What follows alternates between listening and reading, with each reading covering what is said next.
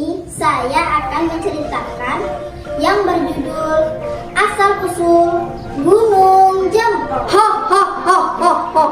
Jempol yang kusayangi, engkau tidak boleh Datang kembali ke kampung mereka.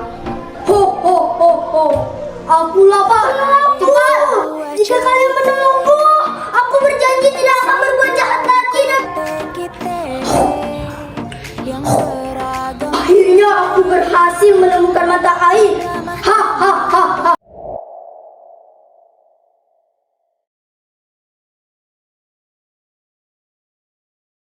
Assalamualaikum warahmatullahi wabarakatuh. Perkenalkan, nama saya Hana Salsabila. Saya dari kelas 4B. Saya bersekolah di SDN 1 Singkawang. Hari ini saya akan menceritakan yang berjudul Asal-usul Gunung Jempol. Alkisah, di sebuah hutan hiduplah seorang raksasa jahat. Perutnya buncit dan kuku-kuku yang tajam. Sungguh mengerikan bagi seluruh penghuni hutan. Para binatang yang berkumpul bisa berlari terbirit-birit seketika hanya mendengar suara raksasa yang menggelegar seolah-olah ingin menelan mereka. Belum lagi kakinya yang besar dan bisa menginjak binatang-binatang itu jika tidak segera menepi. Raksasa sangat gemar makan. Dia berjalan sambil memakan buah. Kemudian melihat telur angsa dan memakannya. Angsa menangis sedih. Telurku habis dimakan raksasa. Kura-kura berkata, sungguh keterlaluan raksasa jahat itu, sambil menggeleng-gelengkan kepala dan menatap angsa. Demikianlah rakusnya si raksasa. Jika si raksasa sudah merasa kenyang, dia akan tidur berjam-jam lamanya. Suara dengkurannya bak halilintar menggelegar.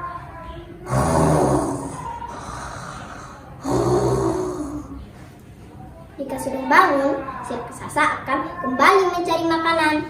Tak segan si raksasa pergi ke perkampungan penduduk untuk meminta makanan. Jika tidak disiapkan, raksasa akan mengamuk lalu memporak-porandakan kampung mereka. Suara langkah kakinya saja sudah menggetar bumi, membuat penduduk sangat takut.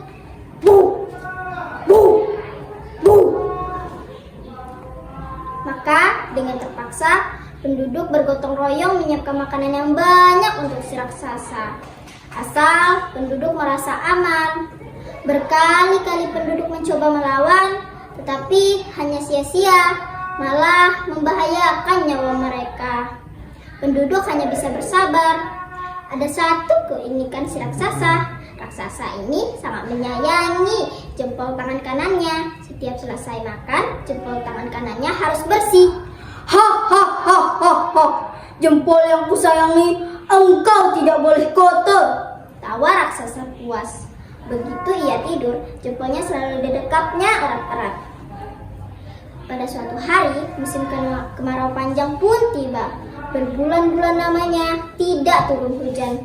Tumbuh-tumbuhan kering dan tidak berbuah, bahkan mati. Desa yang semula hijau kini berubah menjadi tandus. Tanah yang subur pun retak seribu. Penduduk kesulitan air dan bahan makanan. Sedangkan si raksasa semakin sering meminta makanan ke kampung mereka. Mereka hanya pasrah memberikan makanan mereka. Kalau begini caranya, persediaan makanan kita akan cepat habis. Bisa-bisa kita mati kelaparan gara-gara si raksasa rakus itu. Warga mulai mengeluh. Tenang, wargaku sekalian. Kita harus mencari cara untuk melenyapkan si raksasa sebelum dia benar-benar menghabiskan seluruh persediaan makanan kita, kata kepala kampung menengahi keributan warganya. Tetapi bagaimana caranya? Bukankah raksasa itu sangat kuat dan besar? Kita seperti sekumpulan semut yang mudah diinjak-injak oleh gajah, kata warga pesimis. Kepala kampung berkata, tapi bukankah gajah kalah oleh semut? Asal kita dapat bekerja sama dengan baik, pasti kita dapat mengalahkannya, kata kepala kampung. Lalu penduduk menyusun rencana untuk melenyapkan si raksasa. Beragam ide dikeluarkan. Akhirnya muncullah sebuah ide yang sangat cemerlang. Nah, wargaku, rencana ini sudah kita buat. Maka kita harus melaksanakannya dengan sebaik-baiknya agar kita dapat hidup dengan tenang, kata kepala kampung mengakhiri rapat.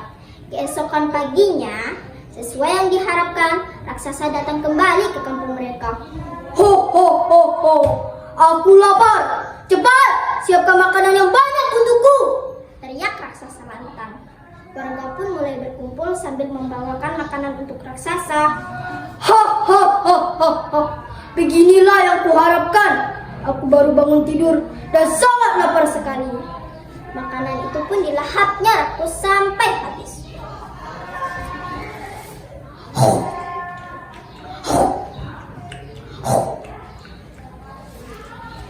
Hanya ada sisa makanan di mulut dan mengotori tangannya. Tidak, tidak. Jangan sampai jempol kesayanganku kotor. Raksasa cepat-cepat menjilati jempol kanannya sampai bersih. Hahaha. Takkan kubiarkan sebesar debu pun menempel padamu. Tambahnya lagi. Begitulah perilakuan raksasa saking sayangnya. Ketika raksasa ingin pergi, kepala kampung menagihnya. Tunggu raksasa, kata kepala kampung. Ada apa lagi? Apa kalian masih punya banyak makanan? Tanya raksasa. Bukan begitu wahai raksasa. Sekarang sedang musim kemarau. Tanaman kami banyak yang mati. Mungkin sebentar lagi engkau tidak bisa makan di kampung kami lagi karena persediaan makanan kami sudah habis, kata kepala kampung. Jadi apa mau kalian? Nah, begini wahai raksasa, kami ingin engkau menolong kami untuk menggali tanah, untuk membuat sumur agar bisa mendapatkan air dan tanaman kami tumbuh kembali, kata kepala kampung. Oh, itu pekerjaan yang sangat gampang. Asal kalian berjanji akan memberiku makanan yang banyak sesudahnya, kata raksasa dengan sombong. Baiklah raksasa, kami berjanji, kata kepala kampung. Besok pagi aku akan kembali. Sekarang aku sudah kenyang dan mau tidur. Raksasa pun berlalu pergi. Sesuai janji, besok pagi raksasa pun datang. Kepala kampung dan warga sudah berkumpul. Wahai raksasa, sudah siapkah engkau menggali sumur? Tanya kepala kampung. Hahaha. Siap. Aku akan menggalinya sekarang, kata raksasa dengan semangat. Dalam hati penduduk tersenyum karena raksasa sudah masuk perangkap mereka. Raksasa pun mulai menggali sampai di pikirannya sudah membayangkan makanan yang banyak yang akan didapatkannya sesudah menggali sumur. Dia pun menggali sampai galiannya sudah setinggi dada. Kemudian dia bertanya, segini sudah cukup bukan kepala kampung? Tanyanya. Oh, tentu belum raksasa. Kami ingin sumur yang amat dalam agar bisa mendapatkan air yang banyak. Kami rasa tidak lama lagi. Ayolah, semakin cepat engkau menggali, kami akan memberimu makanan yang banyak, bujuk kepala kampung. Hahaha, baiklah, aku akan cepat menggali. Raksasa pun mulai menggali sampai galiannya sudah mendekati kepalanya. Kemudian dia menengok ke bawah, kakinya sudah terasa dingin. Akhirnya aku berhasil menemukan mata air. Hahaha. Raksasa tertawa. Kemudian dia berteriak. Wahai penduduk, aku sudah berhasil menemukan mata air. Sekarang cepat keluarkan aku dari sini. Pucuk dicinta, pulang pun tiba. Penduduk tidak memperdulikan teriakan raksasa, malah dengan sigap seluruh penduduk menimbun kembali batu dan tanah yang digali raksasa. Ayo cepat! Ayo cepat! Ayo cepat! Apa yang kalian lakukan? Raksasa mulai panik sambil menghindari batu dan tanah yang berjatuhan yang dilempar oleh penduduk. Tolong aku. Jika kalian menolongku, aku berjanji tidak akan berbuat jahat lagi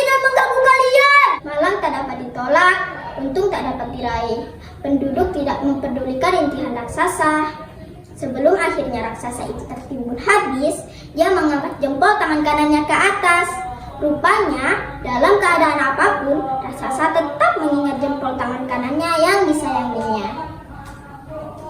Begitulah kiranya, siapa yang menanam, maka ia pula yang menuai. Wassalamualaikum.